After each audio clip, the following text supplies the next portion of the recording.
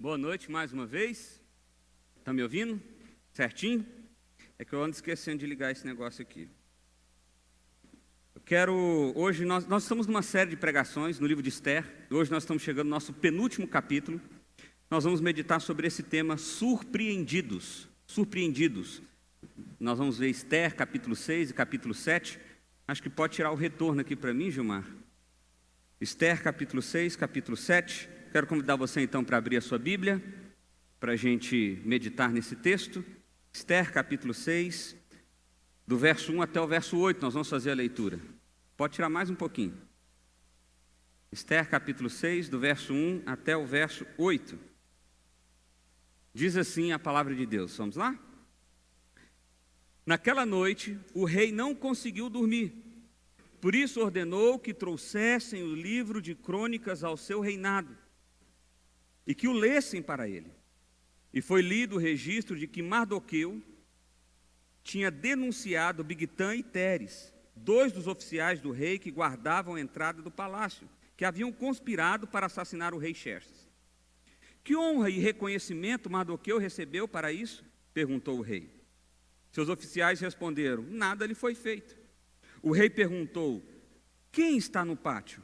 Ora, Amã havia acabado de entrar no pátio externo do palácio para pedir ao rei o enforcamento de Mardoqueu na forca que ele havia preparado. Os oficiais do rei responderam: é Amã que está no pátio. Faça-o entrar, ordenou o rei. Entrando Amã, o rei lhe perguntou: o que se deve fazer ao homem que o rei tem o prazer de honrar?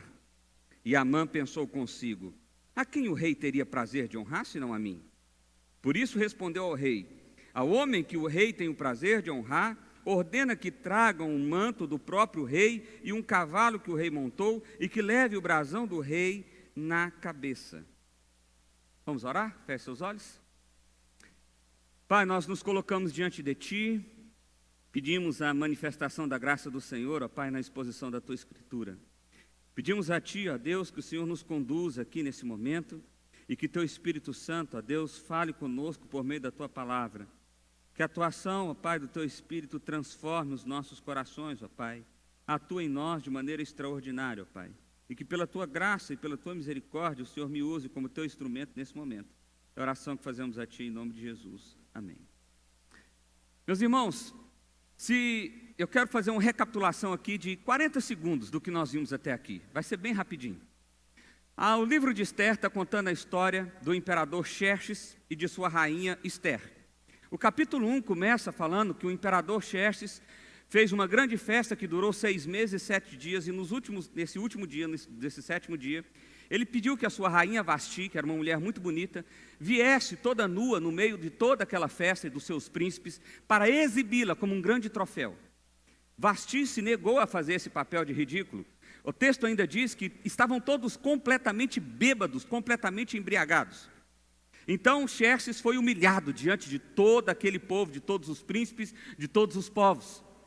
E aí ele perguntou: o que eu devo fazer com essa mulher? E algum dos seus conselheiros falou: olha, expulse essa mulher da sua presença, que ela nunca mais se apresente diante de você e que ela desapareça.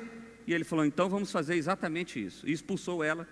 E aí ele disse: agora vamos pegar outra rainha, vamos escolher outra rainha, os príncipes sugeriram. Mas aí Xerxes esqueceu disso, ele foi guerrear com a Grécia, ele era do Império Persa, o Império Grego estava se destacando naquele momento, eles tiveram algumas guerras, o Império Grego ganhou do Império Persa, Xerxes volta para casa, volta então para Suzã, e aí lá ele se lembra que não tem uma rainha, e ele fica irado com esse negócio, porque ele lembra da história, e aí os príncipes falam: não, vamos escolher as mulheres mais bonitas de todo o Império, vamos trazê-las para cá, cuidar delas, e aí você escolhe a que melhor lhe agradar. E assim eles fizeram. O capítulo 2 conta essa história.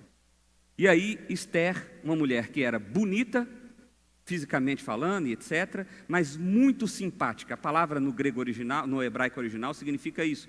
De forma que todos achavam graça nela, todos simpatizavam com ela, todos queriam ajudar ela. Não sei se ela contava muita piada, não sei se o sorriso dela era bacana, eu não sei o que tinha nela, mas alguma coisa tinha que todo mundo gostava daquela mulher. E aí ela é escolhida rainha e etc. e tal. O texto do capítulo 2 termina, eu estou fazendo essa recapitulação porque é muito importante com a história que nós vamos contar aqui. O texto do capítulo 2 termina dizendo que Mardoqueu ouviu 2 soldados do imperador tramando a morte do imperador Xerxes. E aí ele foi lá, contou para a rainha Ester contou para o imperador mandou investigar, descobriu que era verdade e mandou matar aqueles soldados, aquela conspiração que tinha. Mas o texto termina do capítulo 2 falando que é isso aí, acabou, e só fala assim, e foram feitos registros no livro de crônicas. Pronto, isso. E acabou. Era costume daquela época, alguém que salvasse a vida do rei, recebeu uma grande honra, mas ele não recebeu nada. E no capítulo 3 começa contando a história de Amã, o nosso grande Lex Luthor dessa história, o grande vilão dessa história. Ele pega e começa recebendo uma grande honra, ele é destacado entre a liderança do Império Persa e é colocado numa figura parecida como o primeiro-ministro que a gente conhece hoje. Ou seja, depois do imperador, quem mandava era ele.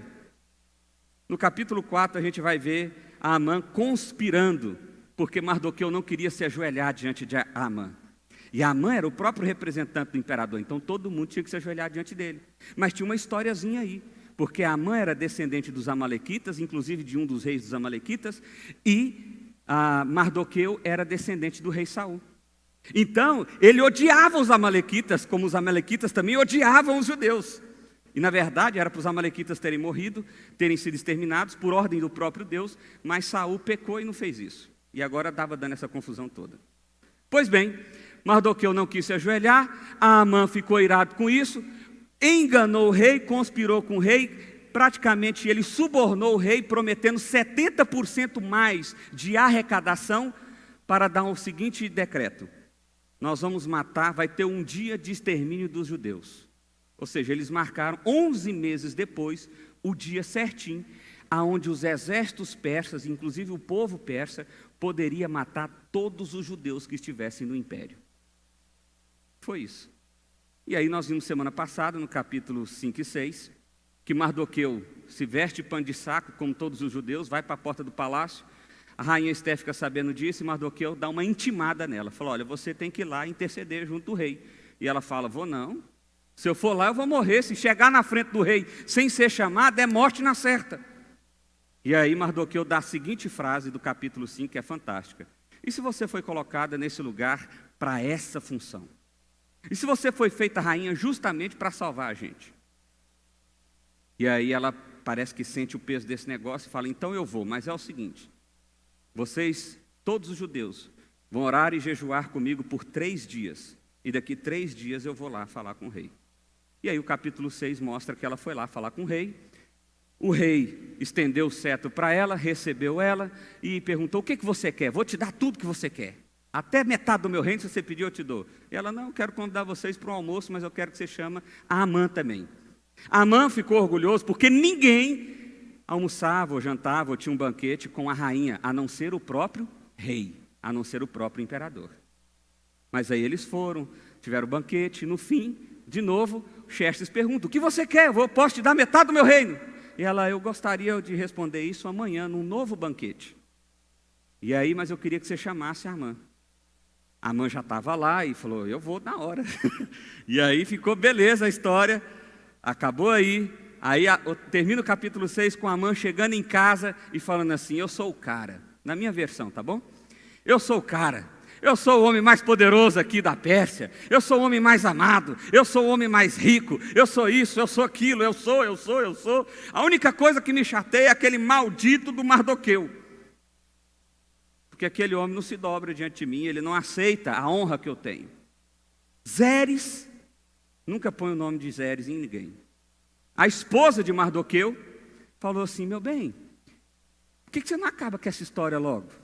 Manda fazer uma forca e mata esse homem amanhã cedinho. Você está chateado que esse homem mata ele logo, acaba com essa história. E Mardoqueu falou, você está certa, mulher. Isso aqui é mulher, sabe o que eu quero. Já mandou fazer uma forca exagerada, de 22 metros de altura. Para aquela época era uma coisa bem exagerada. A ideia era que era para todo mundo ver que Mardoqueu ia ser morto. E ele mandou fazer então essa forca, da noite para o dia, e aí no outro dia, cedinho, ele está indo encontrar o imperador. Mas aí agora a gente vem para o nosso texto. O que nós vamos pensar nessa noite são duas coisas muito extraordinárias. Primeiro, nós vamos perceber como Deus é soberano em absolutamente cada detalhe, de cada acontecimento, de cada circunstância. Mas nós vamos ver que ele tem um propósito em cada acontecimento desse planejado por ele. Nós temos dito aqui que o livro de Esther é como uma peça de teatro, é uma narrativa belíssima, com reviravoltas, com pausas, compara a cena aqui, começa de lá. Tanto é que foi feita uma minissérie inclusive muito bacana, e eu assisti, gostei bastante. Acho que eles foram bem fiéis ao que narra no livro de Esther. Foi realmente extraordinário, porque o livro de Esther é um livro desse, que dá para se fazer uma peça, dá para se fazer um filme, ou coisa nesse sentido. Então vamos lá, em primeiro lugar, vamos pensar por que Deus é soberano. Olha só, acompanha comigo, verso 1. Naquela noite o rei não conseguia dormir, por isso ordenou que trouxessem o livro das crônicas do seu reinado e que lessem para ele.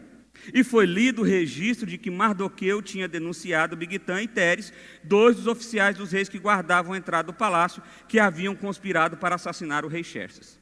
Olha só que coisa interessante. Naquela noite, naquela exata noite em que estava sendo construída a forca de Mardoqueu, onde Amã tinha ouvido o conselho da sua esposa Zeres, o rei foi dormir e no original hebraico a palavra significa lhe fugiu o sono. Teve insônia. Ele não conseguiu dormir. Ele não deu conta de dormir. É de alguém que tentou e não conseguiu dormir. Ele era o rei, o imperador.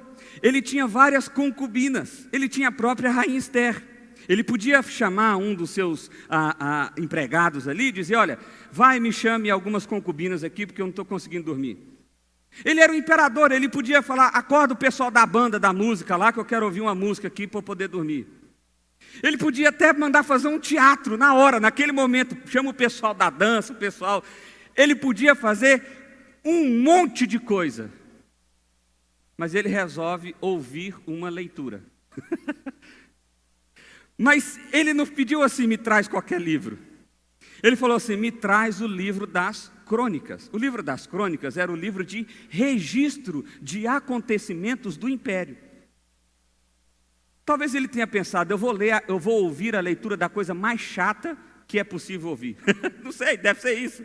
Porque você vai ouvir pessoas que foram presas, ou situações que aconteceram na cidade, ou coisa do tipo. Eu não sei se era exatamente isso. E veio o livro das crônicas. E o livro das crônicas não era um livro pequenininho. Ele era grande. O formato do livro não era como o nosso, mas era muita coisa. E por acaso, o cara que foi ler, leu aonde? Na história de Mardoqueu. Onde estava lá registrado, como a gente viu lá no capítulo 2, que Mardoqueu havia descoberto a conspiração, contou para a rainha falou para ele que Mardoqueu descobriu, ele investigou, etc. E aí ele fica espantado. Ele diz: o que foi feito para esse homem? Porque vocês acabaram a história e não tem nada que aconteceu com esse homem. Não foi feito nada, não. Não foi feito nada. Nada. Não aconteceu nada. Aí a história continua. Percebe que o texto dá a entender que logo em seguida Amã chegou. Então significa que ele ficou um bom tempo durante a noite tentando dormir, não conseguiu, até que resolveu chamar o pessoal com o livro, o pessoal veio, leu e etc. E aí parece que quando acabou a leitura, eles estavam naquela discussão, ou seja, o imperador passou a noite em claro, chega Amã. Meu irmão, eu não sei se você já está entendendo aqui alguma coisa, mas olha como as coisas foram acontecendo no momento certo, na hora certa, exatamente no segundo certo. Certinho. O cara teve insônia no dia que ele tinha que ter. Ele chamou a pessoa para ler o texto que ele tinha que ouvir. Amã estava extremamente orgulhoso e estava indo encontrar para justamente pedir para matar Mardoqueu. Olha só o que diz o texto, verso 3. Que honra e reconhecimento Mardoqueu recebeu? Perguntou o rei. Seus oficiais responderam: nada lhe foi feito. O rei perguntou: quem está no pátio? Alguém chegou no pátio aí. Ou seja, era bem cedinho mesmo. Ora, responderam. Ora, Amã vinha acabar de entrar no pátio externo do palácio para pedir ao rei o enforcamento de Mardoqueu, a forca que havia lhe preparado. Agora dá uma pausa aqui. Vamos olhar as coisas da perspectiva de Mardoqueu? Mardoqueu está se sentindo culpado, porque ele não ajoelhou diante de Amã, que Amã conspirou para exterminar o povo judeu, certo? Essa é a perspectiva de Amã, se sentindo culpado, pano de saco na cabeça, na porta do palácio, se lamentando. É isso. Amã está se sentindo o cara. Eu venci o mundo. Porque o decreto já tinha sido dado, na lei pérsia, nenhum decreto podia ser revogado, nem mesmo pelo rei, uma vez decretado, acabou. Então aquilo ia acontecer depois de 11 meses. Ele tinha tido um banquete, um almoço, uma janta com a rainha, algo que ninguém nunca tinha tido. Isso significava que ele era alguém prestigiado, alguém amado, alguém com poder, alguém e tal. E da perspectiva de Xerxes, ele não está sabendo de nada. Ele não está sabendo quem é Mardoqueu, ele não está sabendo o que a Amã está pensando, se ele é bom, se ele é ruim, ele não está sabendo do que vai acontecer daqui 11 meses, que povo vai ser exterminado, ele não está sabendo de nada, nada. Mas essas três histórias separadas, essas três perspectivas, essas três visões de mundo separadas, se você perguntasse para cada um deles, como terminaria a história dos judeus, cada um deles teria uma resposta diferente. E provavelmente errada. Sabe por quê? Porque nenhum deles é dono da história. Quem é dono da história, quem é roteirista desse drama chamado vida, é o Senhor Deus. Eu quero que você perceba como Deus é absolutamente soberano. Olha o que Charles Spurgeon diz. Ele diz o seguinte: a vontade soberana de Deus mantém em seu próprio poder todas as questões de nossa vida. Não somos abandonados e perdidos no oceano do destino, mas guiados por infinita sabedoria em direção ao nosso porto desejado. A providência é um travesseiro macio para cabeças ansiosas, um conforto para cuidar, um túmulo para o desesperado. Ansiedade, diz um psicólogo, é excesso de futuro. Ansiedade é excesso de futuro. Ou seja, você pensa demais no amanhã, você fica ansioso. E normalmente, por que a gente fica ansioso? Porque a gente só pensa coisa ruim. Normalmente é isso. A gente olha para o amanhã e fala, vai dar errado. Não, já estou vendo aqui, vai bater o carro, vai morrer todo mundo, não pode ir. Ai, meu Deus do céu, porque se faz, nossa, vai... E aí, você vai ficando ansioso, você vai ficando desesperado. E é isso que Spurgeon está dizendo, é um túmulo. Agora, quem confia na providência de Deus, olha para o amanhã e vê que Deus está nele, vê o amanhã como um belo travesseiro, onde pode rebolsar a cabeça. Eu lembro da imagem de Jesus no barco, dormindo, no meio da tempestade, o barco afundando, os discípulos desesperados, e Jesus dormindo, sossegado, que sono pesado. O barco afundando e Jesus sossegadaço, dormindo. É esse tipo de situação e perspectiva que nós devemos encarar o mundo. Entender que Deus é soberano é andar com um travesseiro na mão e poder repousar a qualquer momento, sabendo que Ele está no amanhã. Eu não estou, eu não sei, mas Ele está. E Ele não só sabe como vai acontecer exatamente o que Ele quer. Olha só, segundo lugar, a gente pode ver que se Deus é soberano, vamos tentar entender a soberania humana? Amã chega para o imperador. Olha, gente, essa cena aqui, isso aqui é espetacular. Olha só, entrando Amã, verso 6, o rei lhe perguntou, o que se deve fazer ao homem que o rei teme, o que o rei tem prazer em honrar? Amã pensou consigo, a quem o rei teria prazer de honrar, senão a mim? Ele estava tão vaidoso, ele estava tão cheio de si. O rei logo cedinho, olha só que beleza. A rainha deve ter falado alguma coisa, eu devo ter ido muito bem naquele banquete. Nossa, porque eu realmente sou o cara, eu sou o cara. E aí a resposta dele foi pensando no que ele gostaria que acontecesse com ele. Gente, eu não sei se você está percebendo a ironia de Deus. Me entenda bem. Na perspectiva de Amã, ele ia ser extremamente honrado. Ia ser o ápice da vida dele. Da perspectiva de Xerxes, ele não está nem ligando para Amã, não está nem sabendo de Amã. Ele quer resolver o problema de Mardoqueu, que ele acabou de descobrir que não foi honrado, ele tinha que fazer alguma coisa. Era tipo uma dívida moral. Aí Amã responde, olha o verso 7. Por isso respondeu ao rei: o homem que o rei tem prazer de honrar, ordena que lhe trague um manto do próprio rei e um cavalo que o rei montou e que leve o brasão do rei na cabeça. Em seguida, seja um manto e o cavalo confiado a alguns de seus príncipes mais nobres do rei e ponha eles o manto sobre o homem que o rei deseja honrar e conduza sobre o cavalo pelas ruas da cidade, proclamando diante dele: isto é o que se faz ao homem que o rei tem prazer de honrar. Amã queria ter um dia de rei, é isso que ele queria. Na cultura persa, o manto do rei tinha um símbolo místico, tinha uma espécie de poder. Então, por isso, só o imperador podia usar. E é por isso que Amã vai direto no manto. Fala, pega o manto, pega o negócio aqui que é para... O cara vai se sentir Deus. Pega o cavalo do rei e põe a coroa no cavalo, não é na pessoa. Que aí também é demais. Mas era para mostrar que o cavalo era o cavalo do rei. Põe lá na cabeça do cavalo. E pega os príncipes, e o mais destacado entre eles, que vá conduzindo e carregando. É isso que o Xerxes faz, ou, vou ler aqui, vou falar na minha forma. É isso que o Xerxes faz, aquele que ele quer honrar. Gente, Amã não fazia a mínima ideia do que ele estava falando. Ele não tinha ideia de onde ele estava entrando. Ele não tinha ideia do que ele estava sugerindo.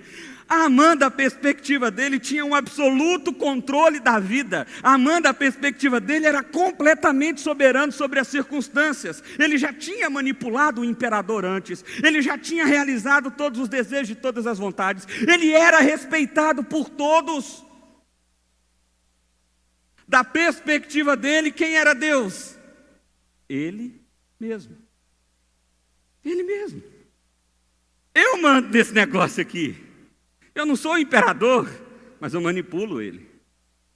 Então, para fechar com chave de ouro a minha linda vida, que eu tenha um dia de rei.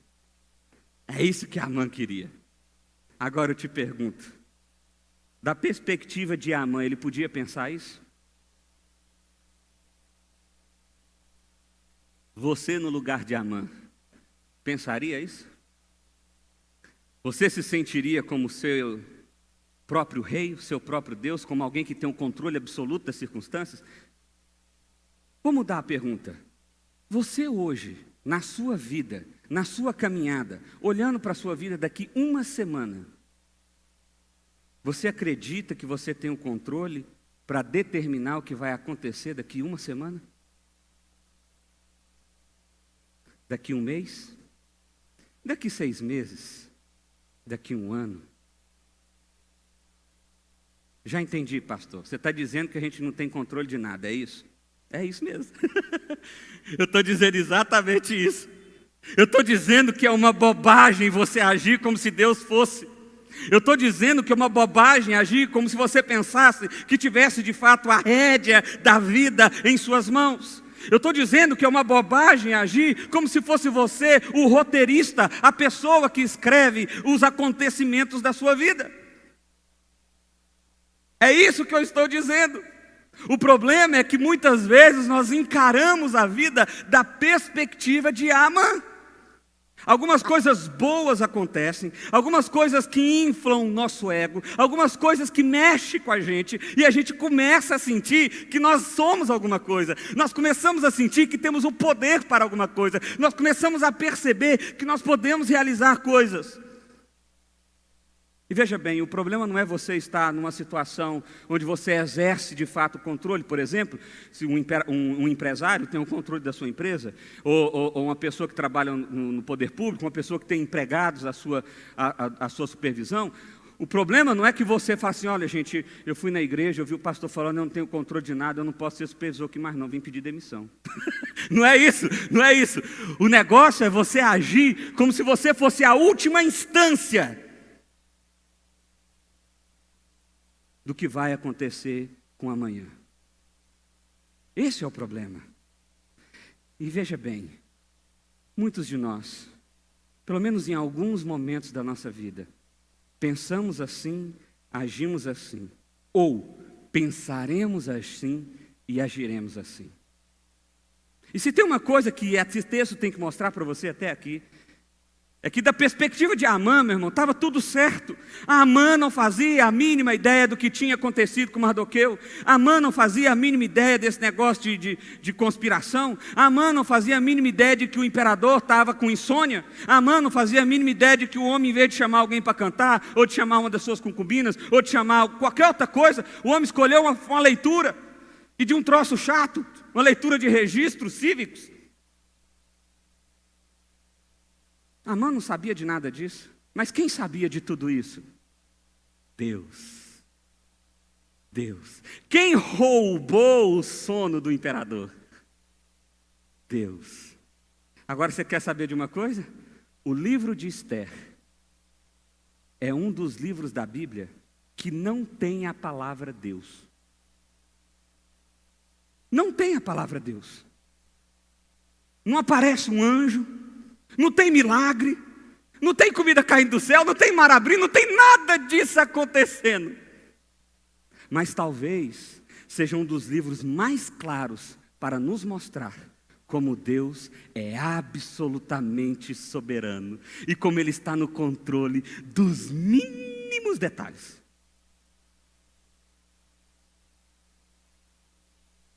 Sabe? O texto termina com uma grande ironia. No capítulo 13, não tem aí projetado. No verso 13, no verso 14, você vai ver Zeres dizendo a seguinte frase. Ele volta para casa. Aliás, primeiro, ele faz o que o imperador falou. A partir do verso 9 em diante, você vai ver que Amã vai lá, veste o manto sagrado, vamos dizer assim, em Mardoqueu, põe ele em cima do cavalo, põe a coroazinha no cavalo, põe os príncipes em volta, e quem que vai carregando o cavalo? Ele tinha sugerido o mais nobre entre os príncipes, lembra? Quem era o mais nobre entre os príncipes? Amã. Ele vai na frente gritando, é isso que se faz com o homem que o rei quer honrar. E fez por toda a cidade. Acabou o dia, ele voltou para casa, chegou lá na casa dele. No dia anterior ele chegou altivo, orgulhoso, se sentindo o máximo. No dia seguinte ele chegou de cabeça baixa e falou, Zeres, lascou. Problema aí, você não sabe o que aconteceu. Tive que honrar Mardoqueu. Eu estou confundindo Mordecai com Mardoqueu, é o mesmo nome. Eu tive que honrar Mardoqueu, e eu estou todo humilhado. Sabe o que Zeres falou para ele? Zeres fala assim, mas o problema é esse Deus dos judeus aí. Você não pode ir contra esse Deus dos judeus. Eu vou dizer mais, você vai ser destruído por causa disso. Olha que mulher maldita. No dia anterior ela deu força para matar o homem. No dia depois que dá tudo errado, ela fala assim, agora lascou mesmo. Você não podia ter ido contra esse Deus. Porque eles lembravam das histórias anteriores. Pois bem, termina o capítulo 6, e aí nós vamos para o capítulo 7. E aí no capítulo 7, o capítulo 7 começa com um banquete. Porque o capítulo 6 termina dizendo o seguinte, Zeres está naquela discussão, como é que vai fazer, etc. E aí chegam os soldados do imperador para buscar Amã para ir para o banquete. E aí Amã vai para o banquete, é isso que começa a dizer o capítulo 7. Olha só, acompanha comigo aí o verso 1. Então o rei e Amã foram ao banquete com a rainha Esther. E enquanto estavam bebendo vinho no segundo dia, o rei perguntou de novo, rainha, qual é o seu pedido? Você será atendida? Qual é o seu desejo? Mesmo que seja metade do reino, isso lhe será concedido? Então a rainha Esther respondeu, se posso contar com o favor do rei, e se isso lhe agrada, poupe a minha vida, presta atenção nisso, poupe a minha vida e do meu povo, Este é o meu pedido e o meu desejo. Pois eu e o meu povo fomos vendidos para destruição, morte e aniquilação. Não apenas tivéssemos sido vendidos como escravos ou escravas, eu teria ficado em silêncio, porque nenhuma aflição como essa justificaria perturbar o rei. Mas o problema é que eles não foram vendidos como escravos, eles foram vendidos para serem aniquilados. E por que ela usa a expressão vendido? Porque foi assim que Amã subornou o rei. Se você autorizar, eu vou te dar 70% mais de riquezas de arrecadação de impostos no próximo ano. O rei nem perguntou quem era, que povo que era, que jeito que era. O olhinho dele brilhou. Ele só assinou o decreto, beleza, manda ver. Vai lá. Mas foi por causa da grana. Agora, qual é o controle de Amã diante dessa situação? Nenhum. Nós vimos que Deus é soberano, nós vimos que a soberania do homem é falha, e agora nós vimos que o homem não tem controle nenhum. Porque olha só o que o texto continua dizendo. Verso 7. As coincidências da vida. Furioso, o rei levantou-se, deixou o vinho e saiu dali e foi para o jardim do palácio. Perdão, aqui pulou um pedacinho. Antes disso, a rainha perguntou: quem foi que fez isso aí? Quem que é esse traste que quer matar você e o seu povo? É Amã. Amã? Aí é nesse momento que ele levanta e sai furioso, bebendo vinho. Ele vai esparecer a cabeça. Ele pensa assim: eu não vou fazer besteira. Eu acho que ele pensou: vou matar esse homem agora. Porque eu não sei se você pegou um detalhe aqui. O rei era louco com Esther. Ele era apaixonadíssimo nela. Ele falou por 3 vezes: pede a metade do meu reino que eu te dou. A metade do maior império que existia naquela época. Ele não falou da boca para fora, ele falou 3 vezes. Ele estava disposto mesmo, ele estava apaixonado por aquela mulher. E Esther é tão inteligente que ela bola a estratégia. E na estratégia dela, quem é o primeiro a ser atingido? Tem alguém querendo destruir a mim e ao meu povo. Eu e o meu povo fomos vendidos. Percebe que ela se coloca na frente? Ela se coloca no lugar de: sou eu aqui. E aí, o rei levantou, o rei saiu, furioso, foi pensando. Agora acompanhe comigo, olha só que coisa extraordinária, o que esse texto diz. E percebendo Amã que o rei já tinha decidido condená-lo, ficou ali para implorar por sua vida a rainha Esther. Então ele ficou ali: rainha, por favor, me perdoa, rainha, por favor, intercede por mim, rainha, por favor, não me deixa morrer, não me deixa morrer. Agora olha o verso 8. E voltando o rei ao rei do jardim do palácio e ao salão do banquete, viu a Amã caído sobre o assento onde Esther estava reclinada. Sabe o que é isso? Havia um sofá aonde a rainha ficava. A rainha Esther estava lá, fazendo o seu papel. O Amã começou a implorar, e a cena aqui é mais ou menos do tipo: ele foi chegando próximo, ao ponto de tocá-la, estar sobre ela. É como se ele tivesse assim: por favor, por favor. E o rei viu essa cena de longe. Agora olha só, da perspectiva do rei, o que ele viu?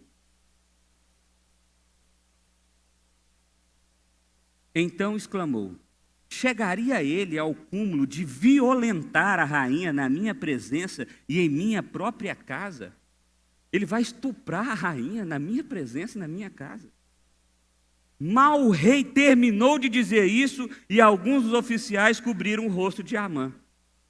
O cobrir o rosto aqui é o que a gente vê em filme mesmo. Cobrir o rosto era fim de papo. Está condenado. É morte certa.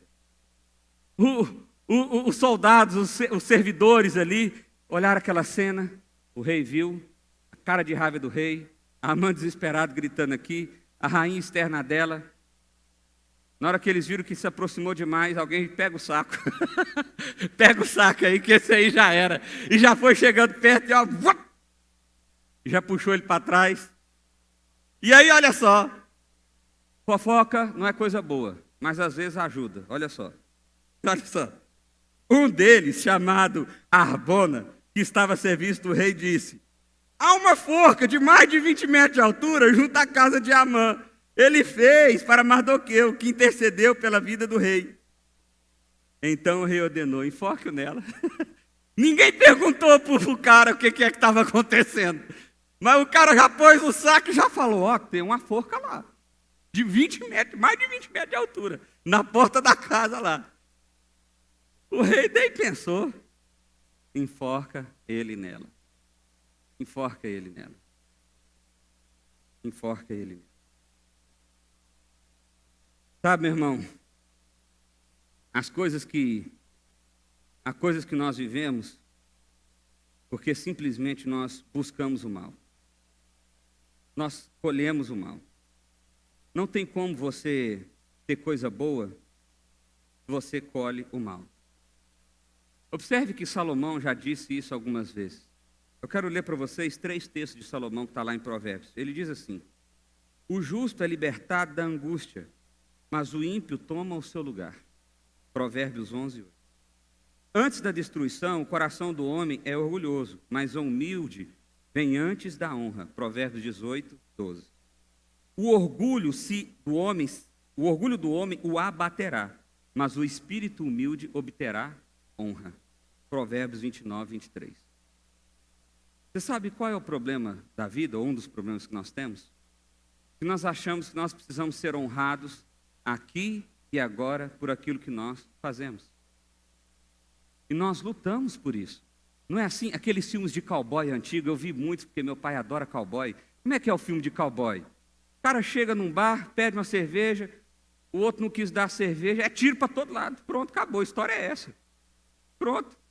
Quando muito tem uma mulher envolvida no negócio aí. Qual é a luta? É a luta da honra. É a luta da honra. É a minha honra. É o meu orgulho que está em jogo. Mas o texto nos mostra, não só o de Esther, mas se você lê Eclesiastes, se você lê Provérbios, se você lê os textos de sabedoria, vários salmos, que aquele que busca honra para si, vai encontrar destruição. É isso que ele vai encontrar. E para a gente buscar a honra, normalmente a gente tem que fazer o mal. A gente tem que se impor. A gente tem que humilhar. A gente tem que desejar que o outro se lasque. É assim. Mas quem busca esse caminho, quem busca a maldade, encontra maldade. Pastor, mas é fácil dizer isso, porque tantas vezes eu fui ofendido, tantas vezes a minha honra foi jogada no lixo. Quer dizer que eu tenho que ficar inerte a essa situação? Não, você tem recursos que você pode buscar. Agora, mesmo nos recursos que você pode buscar, você tem que observar a motivação do seu coração. Se você está buscando justiça ou vingança. E essa é uma linha muito tênue. Observe que Mardoqueu foi o grande prejudicado. Ele se sentiu culpado. O que ele fez? Lamentou. Pôs um pano de saco na cabeça e lamentou. Ele poderia ter conspirado para matar Amã. Ele poderia ter conspirado, chamado alguns amigos. Gente, agora é guerra. Vamos chamar os judeus e vamos guerrear contra a Pérsia. Vamos juntar numa cidade e vamos fazer uma revolução. Ele poderia ter se tornado o grande libertador de Israel. Mas não, o que ele fez? Pôs um pano de saco na cabeça e lamentou. Orou, jejuou e confiou no Deus soberano. É isso que ele fez. Agora, Amã não fez isso. O que Amã fez? Amã falou: eu vou pegar esse maldito. Eu vou acabar. Esse cara não quer se ajoelhar diante de mim, não? Ele não quer se prostrar diante de mim, não? Eu vou pegar ele. Eu vou conspirar, eu vou fazer. E ele arquitetou de tal forma que nem o imperador se tocou que eram judeus. E nem se ligou com isso também não, porque tinha tanto povo misturado ali, o império era tão grande que -1 mais 1 tanto faz. Ele se importou foi com o dinheiro, com a grana. Mas Amã conspirou, Amã planejou, Amã fez tudo o possível para que o plano dele fosse executado. Qual era a motivação? Vingança, maldade. O que Mardoqueu encontrou no fim dessa história, perdão? Honra e glória. Já pensou num negócio desse? O cara foi honrado como nunca ninguém antes.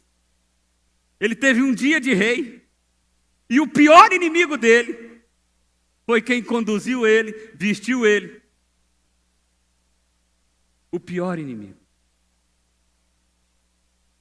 Ele encontrou honra e glória. A pergunta para você, diante desse texto, é o seguinte: qual caminho o seu coração está perseguindo? Qual caminho o seu coração está perseguindo? Você precisa pensar nisso. Porque eu não estou dizendo que a luta é justa ou injusta. Você acha que a luta de Mardoqueu era justa? Você está doido, ia matar todo mundo, ia exterminar todo mundo, ele tinha que fazer alguma coisa. Ele foi clamar para Esther, era o recurso que ele tinha. Esther não queria, ele, vai sim, você está doido? Você foi colocado aí para isso? Ele não ficou inerte, ele não ficou parado. Eu não estou dizendo que crer que Deus é soberano significa deitar numa cama e esperar a morte chegar, de jeito nenhum. Mas é você agir com a motivação correta, pelos meios corretos. Agora, quando você se sente o soberano da sua própria vida, o dono da sua própria história, o roteirista do seu próprio drama, então você normalmente vai ser dirigido pela maldade que há no seu coração. E o que você vai encontrar? Maldade. É isso que você vai encontrar. É isso que você vai encontrar.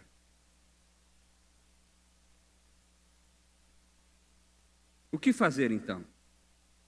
Qual a nossa atitude diante desse texto? Em primeiro lugar, nós precisamos perceber que nós não estamos nem abandonados e nem perdidos. Estamos nos braços do Senhor. Creia. Pastor, eu não estou vendo a luz. Eu não estou vendo o dia de amanhã.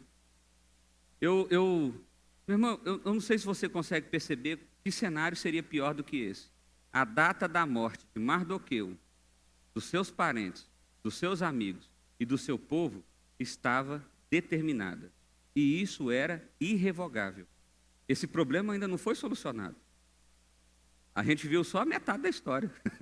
Ainda tem outro problemaço para resolver aí. Porque esse não está resolvido. Só resolveu o negócio da Amã.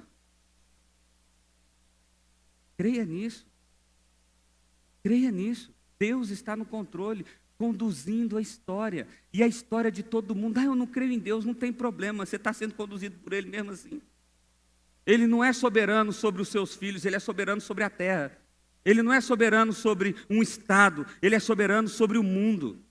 Aliás, Ele não é soberano só sobre o mundo, planeta Terra, Ele é soberano sobre o universo.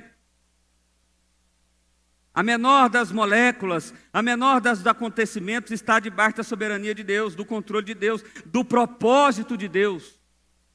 Da nossa perspectiva, nós imaginamos e vemos várias possibilidades, várias coisas. E acredite, nós vamos errar na maioria delas. Eu e você precisamos encarar o mundo, não da perspectiva de Amã, não da perspectiva de Esther, não da perspectiva de Mardoqueu, mas nós precisamos encarar o mundo da perspectiva do próprio Deus. Isso é colocar o que chama-se de cosmovisão. É você colocar o óculos do Evangelho e olhar a vida a partir do Evangelho. Segundo lugar, cada milímetro de cada ação faz parte do roteiro escrito por Deus. Ele é soberano.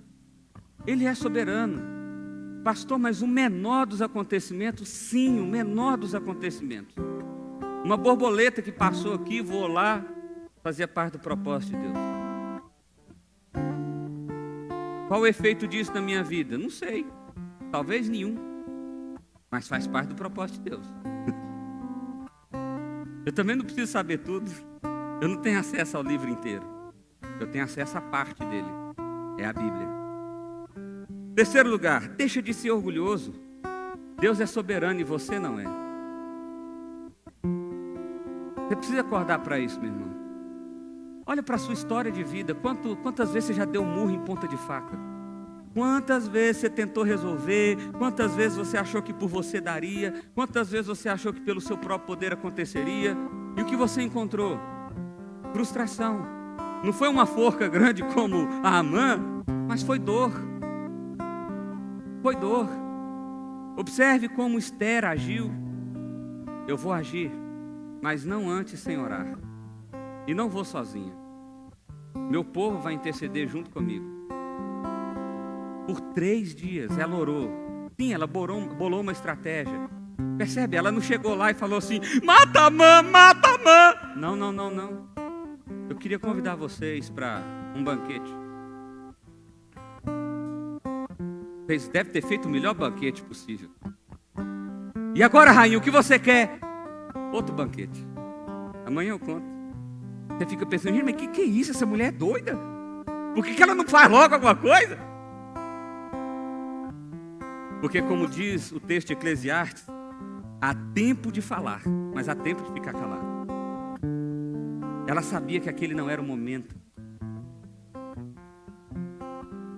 E aí ela foi no momento certo. Momento em que Amã já tinha sido completamente humilhado.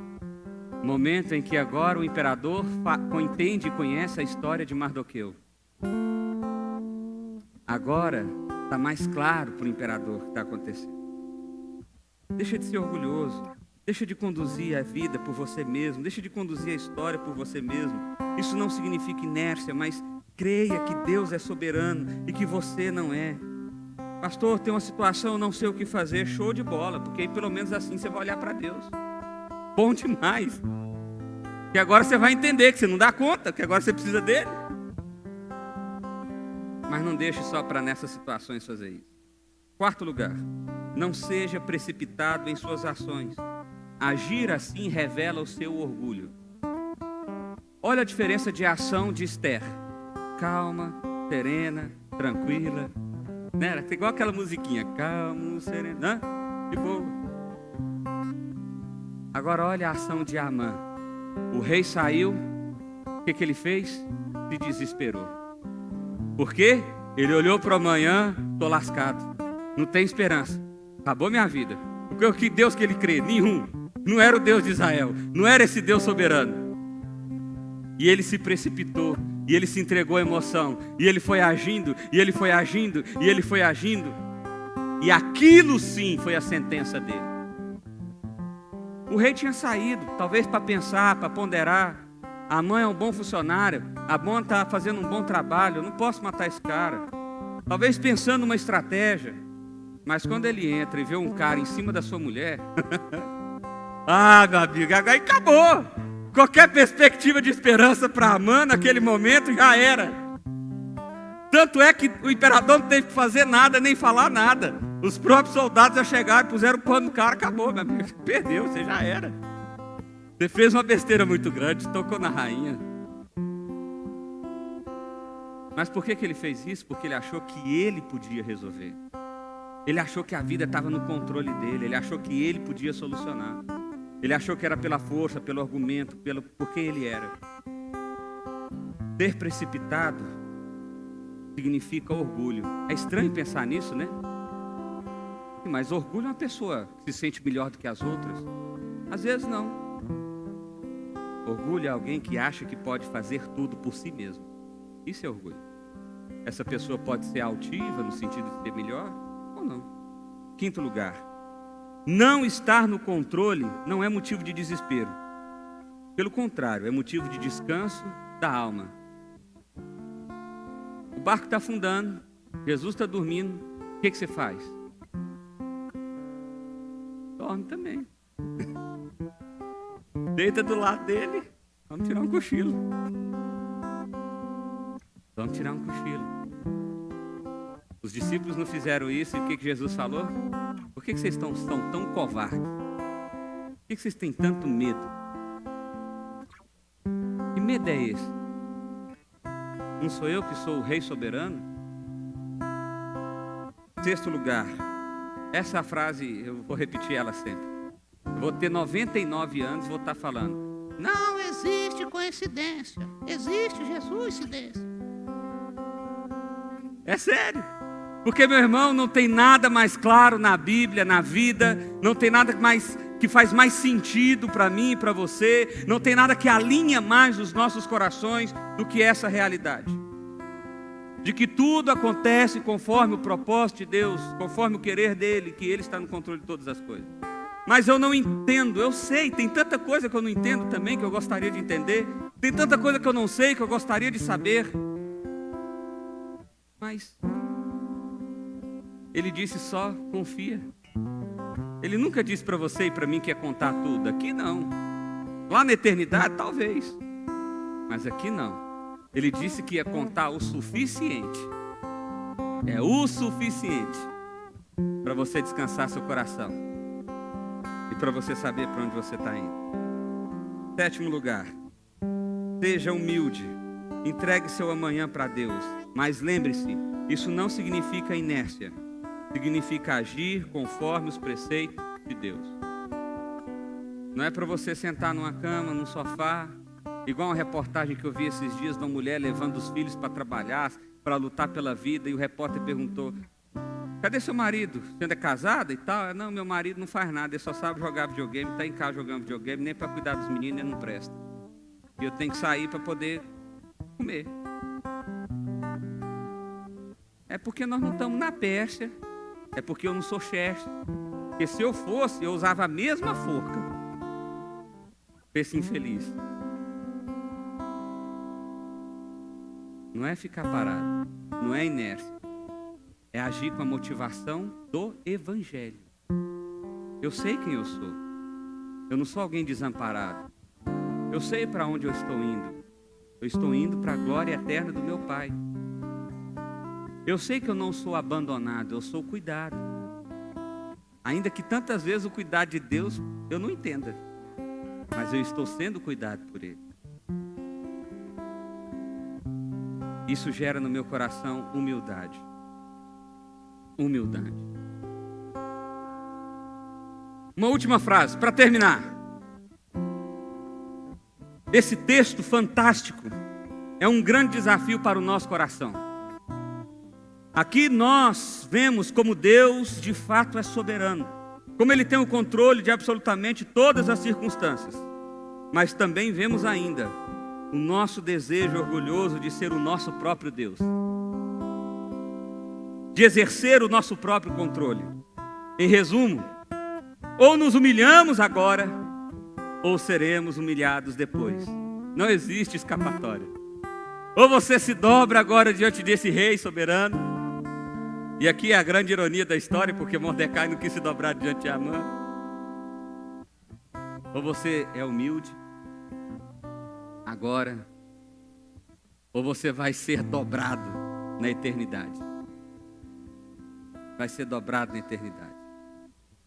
Por isso, olhe para esse texto, comece a meditar nele e comece a fazer dele algo aplicado para a sua vida. Deus é soberano, meu. Ele nos surpreende. Ele cria, o enredo de Deus é criativo. É extremamente criativo. E nós temos que crer nele. Quero que você feche seus olhos. Nós vamos orar.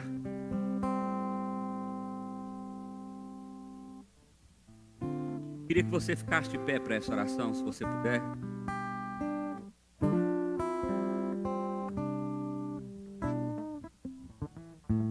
Queria que você colocasse seu coração diante de Deus e pensasse: quem tem guiado o seu coração? Você mesmo ou o Senhor? Quem tem guiado suas emoções, seus sentimentos? Você mesmo ou o Senhor? Quem tem guiado suas motivações? Você mesmo ou o Senhor? Pai, quero te pedir perdão, Deus.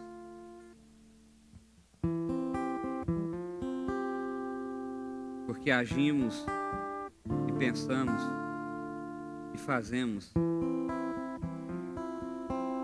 como se estivéssemos no controle da nossa própria vida, como se pudéssemos realmente ordenar, mandar, determinar o que vai acontecer no amanhã. Mas nada disso está no nosso controle.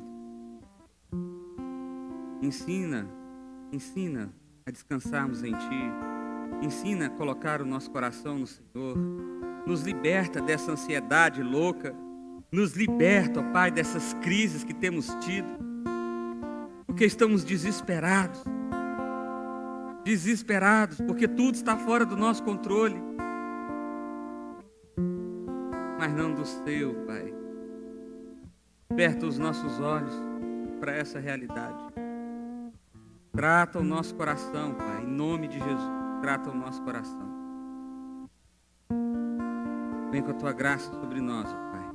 Nos inunda com a verdade do Teu Evangelho, com a verdade do que pensamos aqui nessa noite. Em nome de Jesus.